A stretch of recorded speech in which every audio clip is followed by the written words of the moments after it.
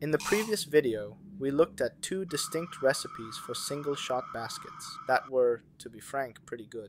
However, it's clear that there are major drawbacks in both. Drawbacks that would be a barrier for people voluntarily entering the single basket world.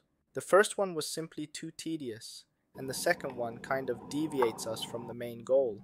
But this is that very few videos where I'll quit my relativist approach, because this is that special moment where I solve problems without having to sacrifice the benefits.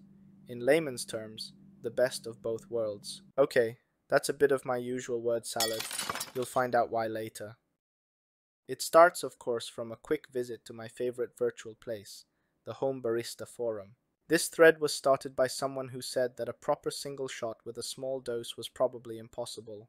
But I kept on reading, and came into someone saying that we should buy a specialized single-shot equipment. The user refers to funnels and tampers from Tidaka. Apologies for the pronunciation. They're based in Germany, and I don't think it's a good idea to pay shipping fees from there. So, I kind of gave up here. In fact, for a couple of weeks I thought that the single-shot adventure will end here, and there will only be 2 parts in this series. But the ultimate answer actually hid in page 8. Which for some reason I somehow read by accident. There, someone said these kits are available in my country. So I PM'd the poster, and the poster replied swiftly. For some reason. Again. So I pre-ordered the kit immediately. It was quite a long process, about 4 weeks. The supplier has a local online store, but it wasn't indexed by Google. Check the link in the description if you're interested. After 4 weeks, it came in 2 canisters. One containing the tamper, and the other, the funnel.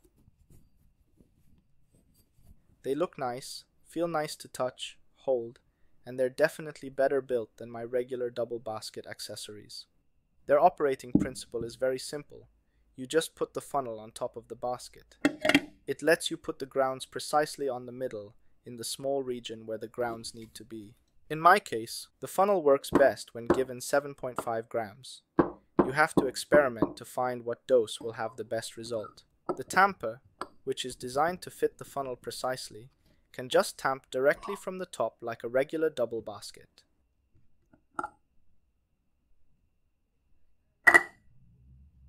I think this makes a lot of sense. The funnel and the tamper can retain the advantage of the first method, which lets you place the ground exactly where it should be, only in the tapered area, and they can help you do it very quickly, just in 2 simple steps, kinda like how you would prepare a double shot.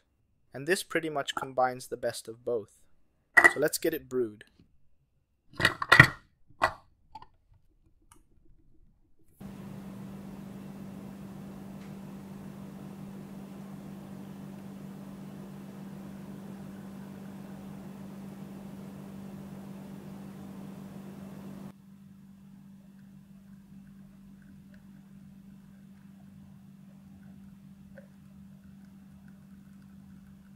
And I think this is what we wanted in the first place. A consistent, quick, and familiar workflow that just works.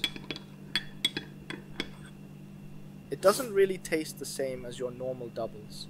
Not worse or better, just different. But regardless, I'm confident that it's pleasant enough for everybody to enjoy. If your goal is to just try single shots and see how it goes, but have no plans to integrate singles in your standard espresso routine, then I'd suggest you shouldn't take this route and stick with the first or second method that we discussed on part 2. But if your goal is to achieve something else, let's say to drink more espresso per day, in other words, more cups of espresso per day, then this might be a solution. But there are other solutions too. For instance, you can use lightly decaffeinated coffee beans, optimized for espresso. The price might vary from places to places, and finding someone who can do it well around you is often a tough challenge. I spend $70 for all these gears, so in my case, let's say, if you found a roaster that does decaf well, then you'll better be taking that route unless you plan to brew well over a few hundred single shots. You can also divide doubles into 2, just like it's commonly done, but you'll have to throw away the second one if you have no one to drink it, which might cause some ethical issues. And yes, that is a real issue. Not joking, not at all. If you don't have an issue with it though, This could be another solution which could also be taken, but not for me, because I don't like dumping correctly brewed espresso to the sink. And I also have another strange one, but it's probably only applicable when you're interested in lever espresso makers. If you look at my old flare signature, it has a 40mm portafilter, which can do single shots pretty well. Well, at least in theory. You can grind much finer than usual, and because of the small diameter, the puck depth is likely enough to result in a nice single shot brew. A lot of levers have smaller PF diameters. The Electra and the Flare Pro has a 49 and a 46mm portafilter, and I guess these can work as well. But for now, this should stay as guesses until another time. The time when I test this with my flare signature. So what do I make of this whole adventure, or should I say time waste?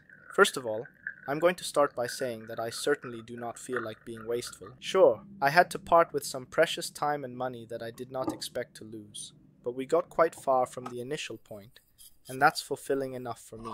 And with that being said, it's time to end this series because I don't know what else I have to say. Thank you for staying until the end. Let me know what you think about this series. Don't hesitate to criticize me if you hate it. And if you really want me to test the flare signature, which probably most of you don't have, please tell me.